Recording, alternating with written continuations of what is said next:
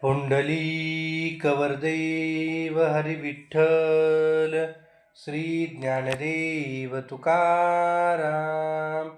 पंढरीनाथ भगवान की जय. माऊली ज्ञानेश्वर महाराज की जय. सार्थ ज्ञानेश्वरी अध्याय दुसरा, ओवी नंबर 161 ते 180. महाप्रलय अवसरे, हे त्रैलोक्ये हि संहरे. मनोनी हान परिहरे आदिअंतु. तू जरी हे ऐसे मानिसी, तरी खेदू का करिसी. काय जाणू तोची नेनिसी धनुर्धरा. येत आणि काही एक पार्था, तुझ बहुती परी पाहता. दुःख करावया सर्वथा विशो नाही. जिये समजते ये भूते, जन्मा आधी अमूर्ते. मग पातली व्यक्ती ते जन्मले या.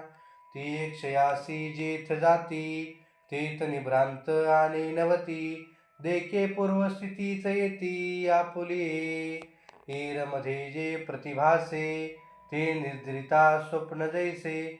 तैसा आकार हा माय वशे सत्स्वरूपी. ना तरी पवने स्पर्शिले, पडियासे तरंगाकार.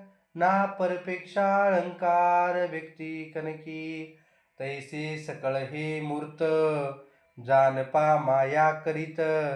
जैसे आकाशी बिंबित अभ्रपटल.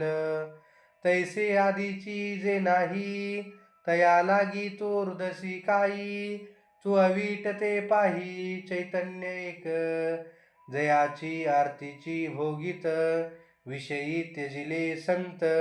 जया लागी विरक्त वनवासिये. दिठी सुनी जयाते, ब्रह्मचार्यादी व्रते. मुनीश्वर प्रतापे आचरिताती.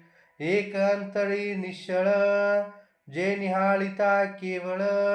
विसरले सकळ संसार जात, एका गुणानुवादू करिता. उपरती होऊनी चित्ता, निरवधी तल्लीनता निरंतर. एक एकताची निवाले, ते देहभावी सांडिले. एक अनुभवे पातले तद्रूपता.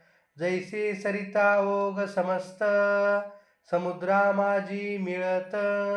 परी मागवते न समात, परतले नाही. तैसिया योगीश्वरांची मती, मिळनी सवे एकवटती. परी जे विचारुनी पुनरावृत्ती भजतीची ना. जे सर्वत्र सर्व ही देही, जया करिताही घातू नाही. ते विश्वात्मक तू पाही चैतन्य एक. जयाचे स्वभावे, हे होत नात अवघे. तरी सांग काय सोचावे तत्वा. एरवी तरी पार्था, तुझका नेनोन मने चित्ता. परी किडाळ हे सोचिता बहुती परी. तू अजूनी कान विचारिसी, काय हे चिंतितू आहासी. स्वधर्म तो विसरलासी तरावे जेने. पुंडलीकवरदेव हरी विठ्ठल, श्री ज्ञानदेव तुकाराम. पंढरीनाथ भगवान की जय. माऊली ज्ञानेश्वर महाराज की जय. या ओव्यांचा आपण मराठीमध्ये अर्थ पाहू. महाप्रलयाच्या वेळी त्रैलोक्याचाही संहार होतो, म्हणून हा उत्पत्ती नाश टळत नाही. हे जर तुला पटत असेल तर खेद का करतोस? अर्जुना, तू शहाणा असून वेड्यासारखे का करतोस? इथं अजून एक प्रकारे विचार करता येईल की सर्व बाजूनी पाहिलं तर तुला दुःख करण्याचं मुळीच कारण दिसत नाही. कारण हे सर्व जीव जन्माच्या अगोदर निराकार होते आणि मग जन्मल्यावर त्यांना आकार प्राप्त झाला. मग जेथे ते लयास जातील तिथे वेगळे उरत नाहीत. ते मुळाच्या अव्यक्त स्थितीला जाऊन पोचतात. आता आरंभ ते अंत यामध्ये जे वेगळेपण दिसते, ती व्यक्तता स्वप्नातील दृश्याप्रमाणे भ्रमपूर्ण असते. आणि त्याप्रमाणे सत्स्वरूप चैतन्याच्या ठिकाणी मायेमुळे हा जगत्कार दिसतो. अथवा पाण्याला वाऱ्याचा स्पर्श झाल्याबरोबर ते लाटांच्या आकाराचे दिसते. दुसऱ्याच्या इच्छेने सोन्याला दागिन्याचा आकार येतो, त्याप्रमाणे की ही सर्व आकारास असलेली सृष्टी मायेने केलेली आहे असे समज. ज्याप्रमाणे आकाशात मेघांचा पडदा उत्पन्न होतो, त्याचप्रमाणे मुळातच नाही त्याकरता तू का रडतो आहेस? निर्विकार असे जे चैतन्य, त्याच्याकडे तू लक्ष दे. ज्या चैतन्याची व्याप्ती होण्यासाठी संत मनात तळमळतात, त्या संतांना हे अर्जुना स्वतःहून विषय सोडून जातात. त्याच्यावर नजर ठेवून मोठाले मुनी ब्रह्मचार्याधिक व्रतांचे आणि त्यांचे आचरण करतात. कित्येक स्थिर अंतकरणाचे लोक त्या आत्म्याला निरखून पाहतात, सर्व संसार विसरून जातात आणि कित्येक त्या चैतन्याचे गुणवर्तन करतात. जो सज्जन उपरती होऊन तिथे तल्लीन होऊन जातात. कित्येक त्या चैतन्याचे स्वरूप वर्णन ऐकून शांत होतात, त्यांची देहभावना सुटते, तर कित्येक सहजपणे तद्रूप होऊन जातात.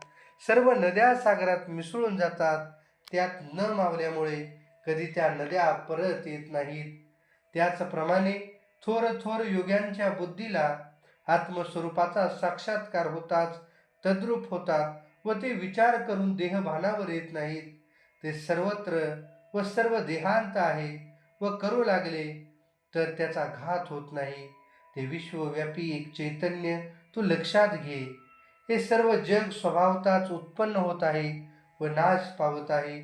तर सांग, येथे तुला शोक करण्यासारखं काय आहे?